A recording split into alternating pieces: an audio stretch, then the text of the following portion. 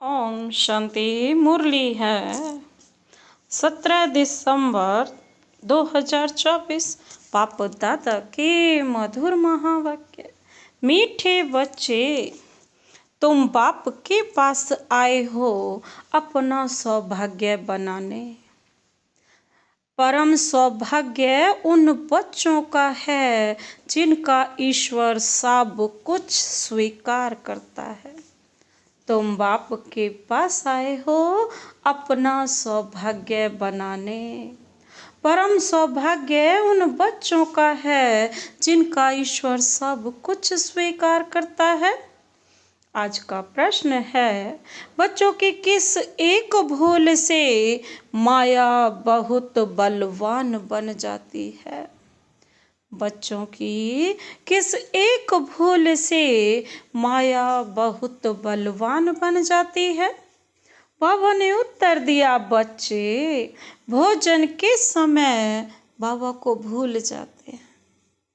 बाबा को ना खिलाने से माया भोजन खा जाती, जिससे वह बलवान बन जाती है। माया ही बलवान बन जाती है। बाबा कहते फिर बच्चों को भी हैरान करती है। वह छोटी सी भूल माया से हार खिला देती है। इसलिए बाप की आज्ञा है, बच्चे याद में खाओ, पक्का प्रण करो।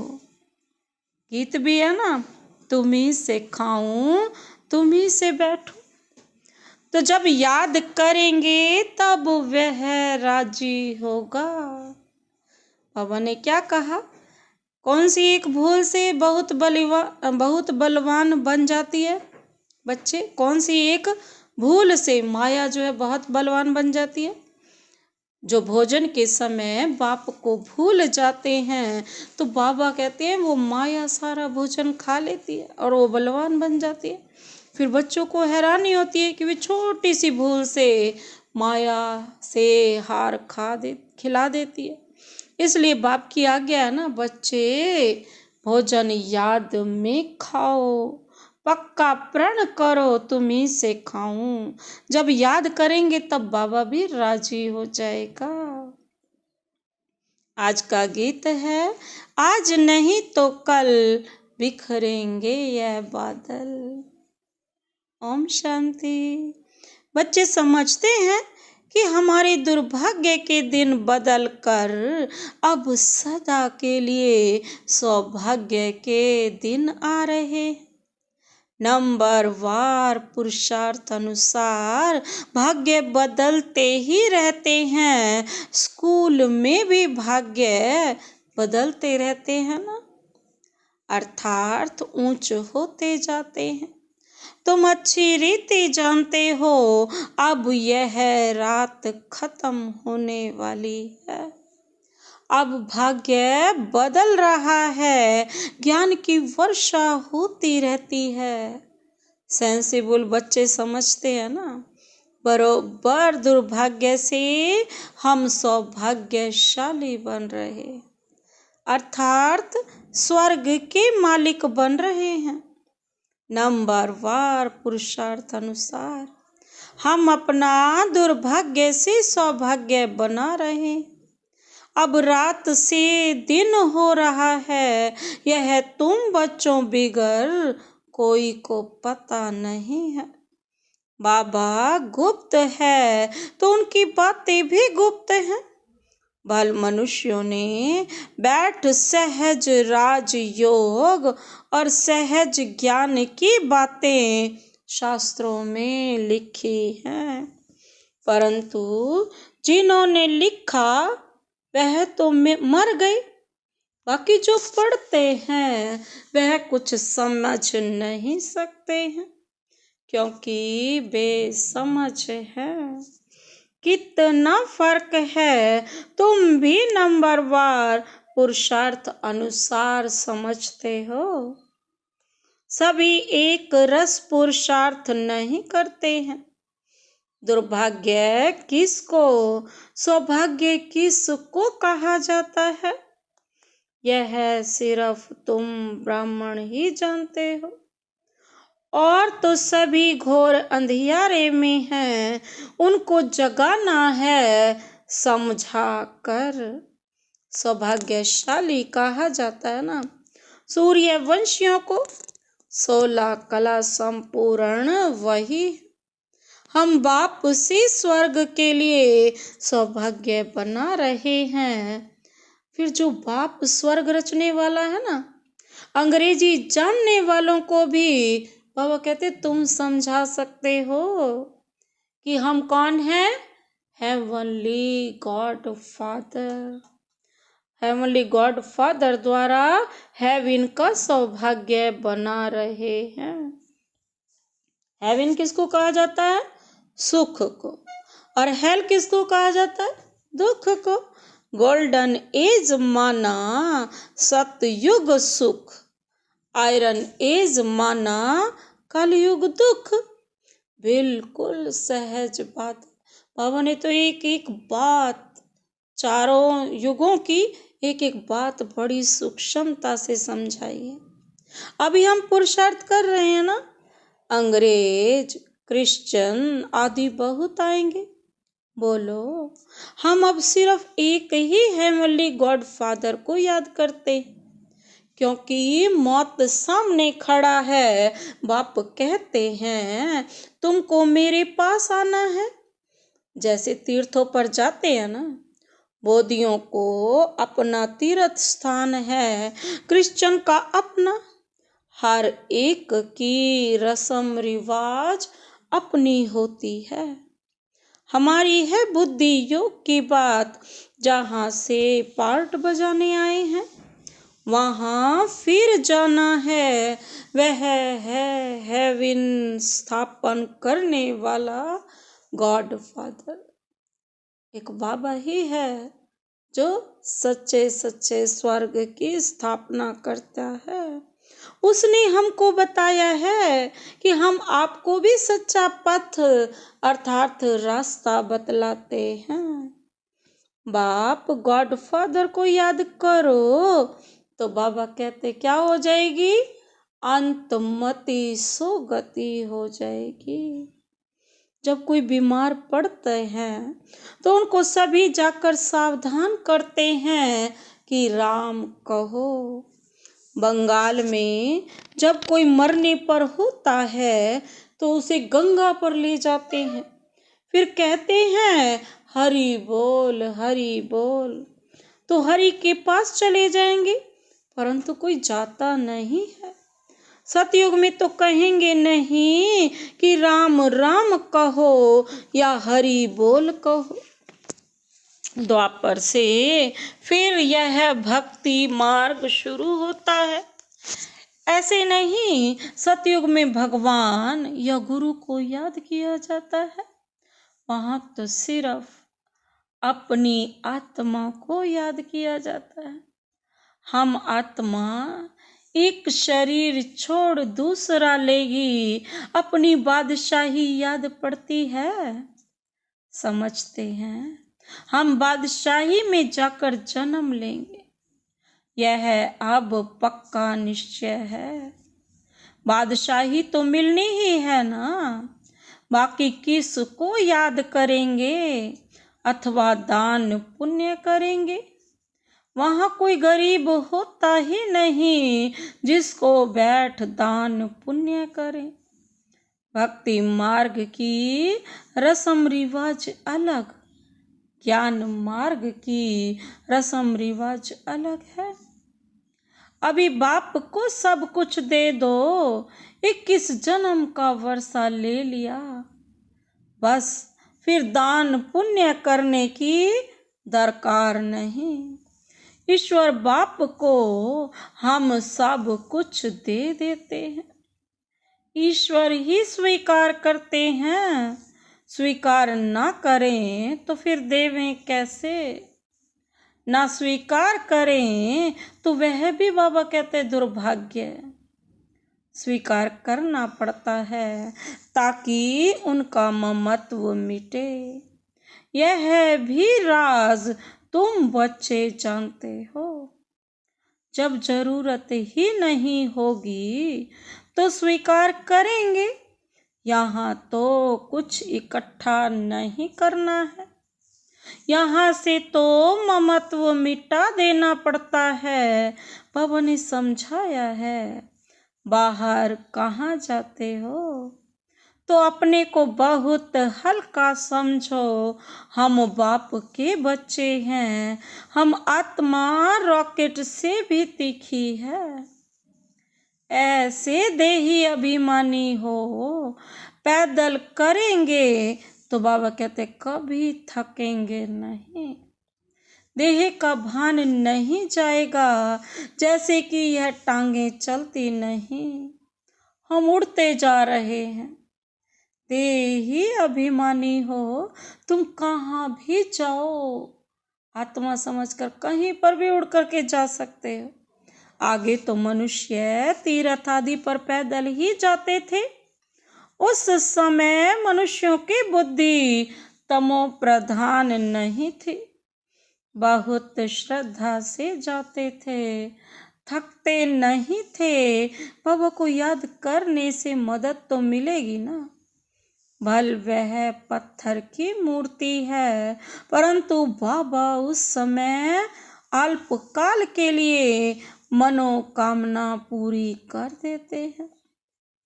उस समय रजो प्रधान याद थी तो उससे भी बल मिलता था, थकावट नहीं होती थी। अभी तो बड़े आदमी झट थक जाते हैं। गरीब लोग बहुत तीर्थों पर जाते हैं, साहूकार लोग बड़े भभके से घोड़े आदि पर जाएंगे। वह गरीब तो पैदल जाएंगे। भावना का भाड़ा जितना गरीबों को मिलता है उतना साहूकारों को नहीं मिलता। इस समय भी तुम जानते हो बाबा गरीब निवाज है, फिर मूंझते क्यों हो, भूल क्यों जाते हो। बाबा कहते हैं तुमको कोई तकलीफ नहीं करनी है, सिर्फ एक साजन को याद करना है। तुम सभी सजनियां हो तो साजन को याद करना पड़े। उस साजन को भोग लगाने के बिना खाने में लज्जा नहीं आती, इसीलिए तो पहले पति को भोजन कराया जाता है, पत्नी तभी तो लास्ट में खाना खाती है। बाबा भी यही कहते हैं कि सबसे पहले किसको भोग लगाओ, मुझ साजन को। तुम तो सजनियां हो ना सारी आत्माएं। तो बाबा यही कहते हैं लज्जा नहीं आती, वह साजन भी है, बाप भी है। बड़े को भी घर में पहले खिलाया जाता है, तो बाबा कहते हैं वह बाप भी है। कहते हैं मुझे तुम नहीं खिलाएंगे, तुमको तो हमें खिलाना चाहिए ना। देखो बाबा युक्तियां बतलाते हैं। तुम बाप अथवा साजन मानते हो ना, जो खिलाता है पहले तो उनको खिलाना चाहिए। बाबा कहते हमको भोग लगाकर हमारी याद में खाओ, इसमें बड़ी मेहनत है। बाबा बार बार समझाते हैं बाबा को याद जरूर करना है, क्योंकि बाबा खुद भी बार बार पुरुषार्थ करते रहते हैं। तुम कुमारियों के लिए तो बहुत सहज है, तुम सीढ़ी चढ़ी ही नहीं हो। कन्या की तो साजन के साथ सगाई होती ही है, तो ऐसे साजन को याद कर भोजन खाना चाहिए। उनको हम याद करते हैं और वह हमारे पास आ जाते हैं। याद करेंगे तो भासना लेंगे, तो ऐसी ऐसी बातें करनी चाहिए बाबा के साथ। तुम्हारी यह प्रैक्टिस होगी, रात को जागने से अभ्यास पड़ जाएगा तो फिर दिन में भी याद रहेगी। भोजन पर भी याद करना चाहिए, साजन के साथ तुम्हारी सगाई हुई है। कहते भी है ना, कौन सा गीत है, तुम्ही से खाऊं तुम्ही से सर्व संबंध निभाऊं। ये पक्का प्रण करना है। बाबा कहते हैं जब याद करेंगे तभी तो वह खाएंगे ना, उनको तो भासना ही मिलनी है, क्योंकि उनको अपना शरीर तो नहीं। कुमारियों के लिए तो बहुत सहज है, उनको जास्ती फैसिलिटीज सहूलियतें मिलती है ना, फैसिलिटीज मिलती हैं। शिव बाबा हमारा सलोना साजन कितना मीठा है। आधा कल्प हमने आपको याद किया है, अभी आप आकर मिले हो। हम जो खाते हैं बाबा कहते आप भी खाओ, ऐसे नहीं एक बार याद किया बस फिर तुम खुद खाते जाओ। उनको खिलाना भूल जाओ, उनको भूलने से उनको मिलेगा नहीं। चीज़ें तो बहुत खाते हो, खिचड़ी खाएंगे, आम खाएंगे, मिठाई खाएंगे, ऐसे थोड़े ही शुरू में याद किया खल्लास, फिर और चीज़ें वह कैसे खाएंगी। साजन नहीं खाएंगे तो बीच में कौन खा जाएगी, माया उनको खाने नहीं देगी। हम देखते हैं माया खा जाती है तो वह बलवान बन जाती है और तुमको हराती रहती है। बाबा युक्तियां सब बतलाते हैं। बाबा को याद करो तो बाप अथवा साजन बहुत राजी होगा। कहते हो बाबा तुम्ही से बैठूं तुम्ही से खाऊं, हम आपको याद कर खाते हैं, ज्ञान से जानते हैं, आप तो भासना ही लेंगे।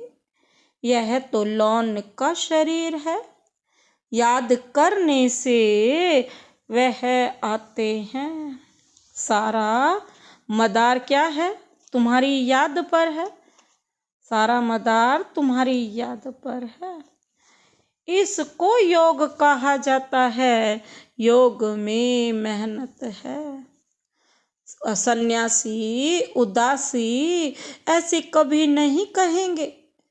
तुमको अगर पुरुषार्थ करना है तो बाबा की श्रीमत को नोट करो, पूरा पुरुषार्थ करो। बाबा अपना अनुभव बतलाते हैं, कहते हैं जैसे कर्म मैं करता हूँ तुम भी करो, वही कर्म मैं तुमको सिखलाता हूँ। बाबा को तो कर्म नहीं करना है, सतयुग में कर्म कूटते नहीं। बाबा बहुत सहज बातें बताते हैं, तुम्ही से बैठूं तुम्ही से सुनूं तुम्ही से खाऊं, तुम्ही से सर्व संबंध निभाऊं। ये तुम्हारा ही तो गायन है ना, साजन के रूप में व बाप के रूप में याद करो। गाया हुआ है ना, विचार सागर मंथन कर ज्ञान की पॉइंट्स निकालते हैं।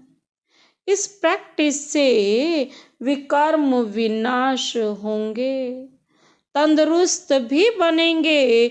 जो पुरुषार्थ करेंगे उनको फायदा होगा और जो नहीं करेंगे उनको नुकसान होगा।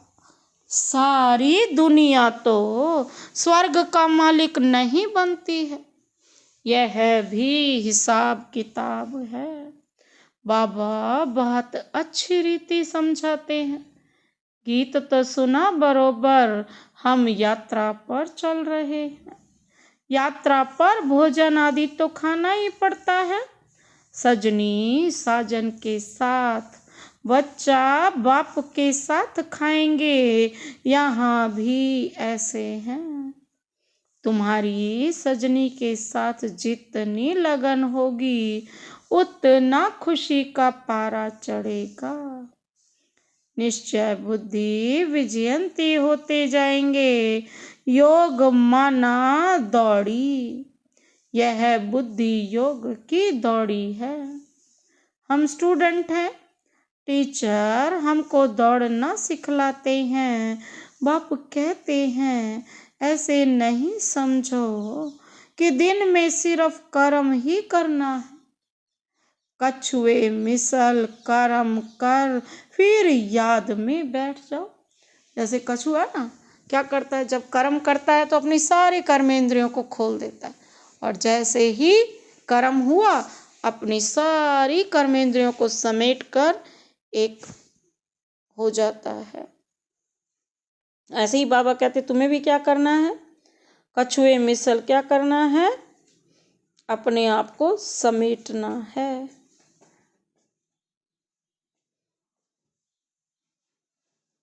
तो बाबा क्या कहते,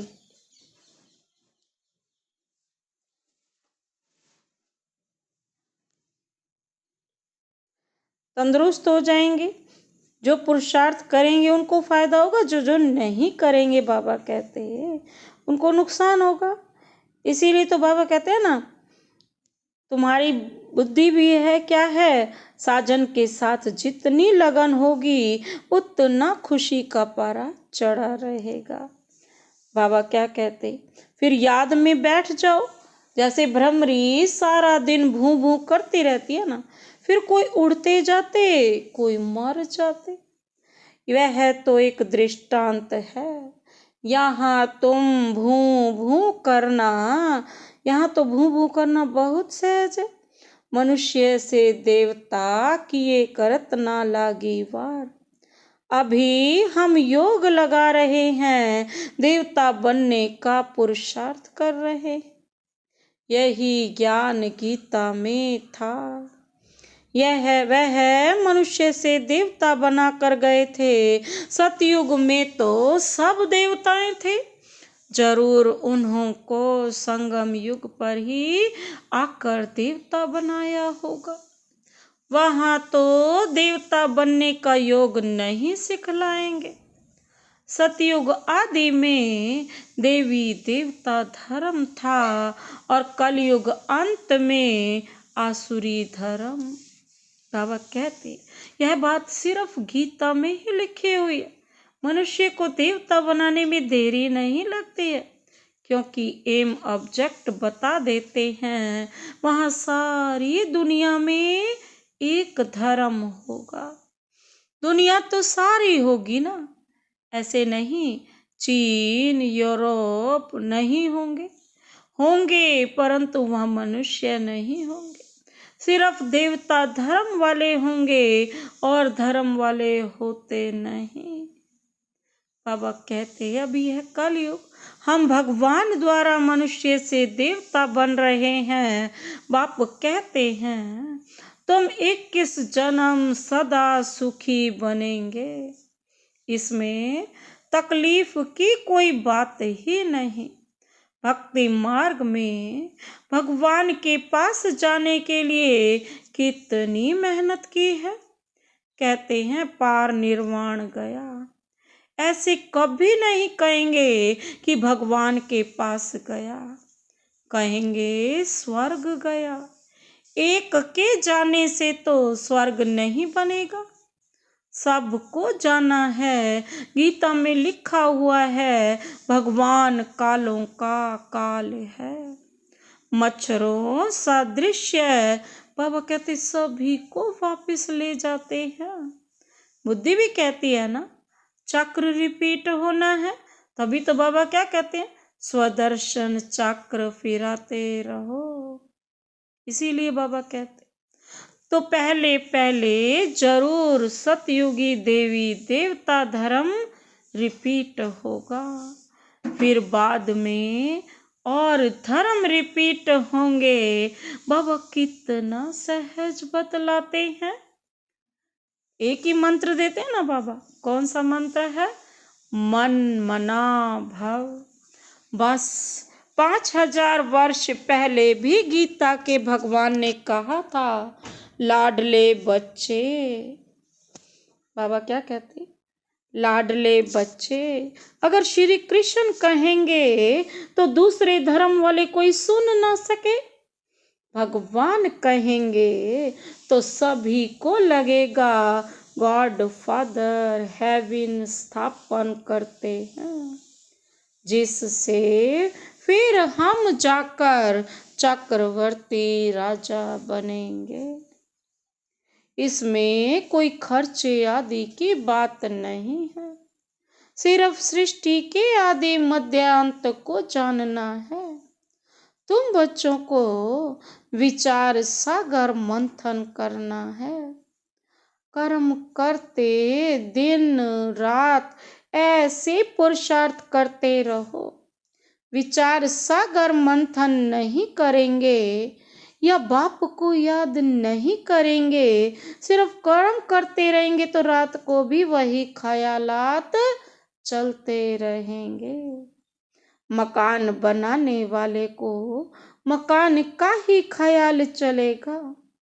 भल विचार सागर मंथन करने की रिस्पॉन्सिबिलिटी इन पर है, परंतु कहते हैं कलश लक्ष्मी को दिया है तो तुम लक्ष्मी बनती हो ना।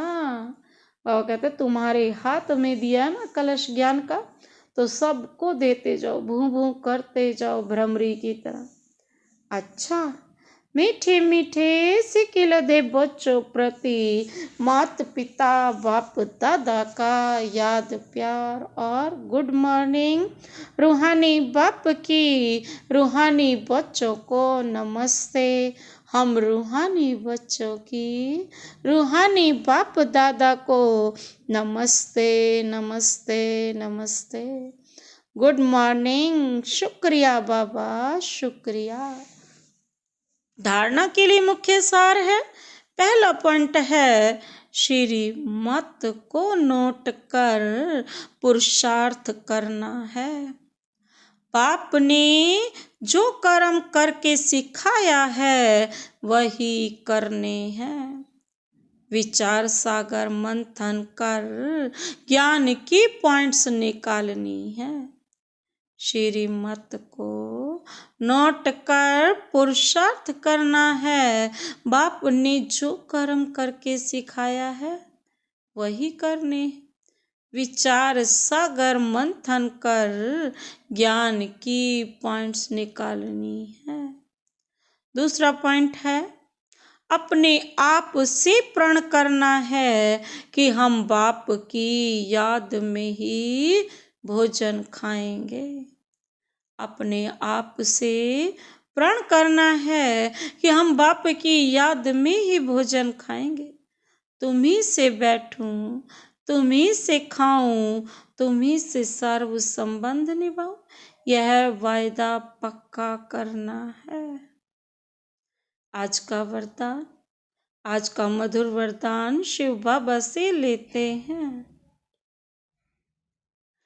कर्म और संबंध दोनों में स्वार्थ भाव से मुक्त रहने वाले बाप समान कर्मातीत भव। कर्म और संबंध दोनों में स्वार्थ भाव से मुक्त रहने वाले बाप समान कर्मातीत भव। विस्तार है। आप बच्चों की सेवा है सबको मुक्त बनाने की, तो औरों को मुक्त बनाते स्वयं को बंधन में बांध नहीं देना। जब हद के मेरे मेरे से मुक्त होंगे तब अव्यक्त स्थिति का अनुभव कर सकेंगे। जो बच्चे लौकिक और अलौकिक कर्म और संबंध दोनों में स्वार्थ भाव से मुक्त हैं वही बाप समान कर्मातीत स्थिति का अनुभव कर सकते हैं। तो चेक करो कहाँ तक कर्मों के बंधन से न्यारे बने हैं। व्यर्थ स्वभाव संस्कार के वश होने से मुक्त। आज का स्लोगन है जो सरल चित्त और सहज स्वभाव वाले हैं वही सहज योगी भोलानाथ के प्रिय हैं। जो सरल चित्त और सहज स्वभाव वाले हैं वही सहज योगी भोलानाथ के प्रिय हैं। अच्छा, ओम शांति।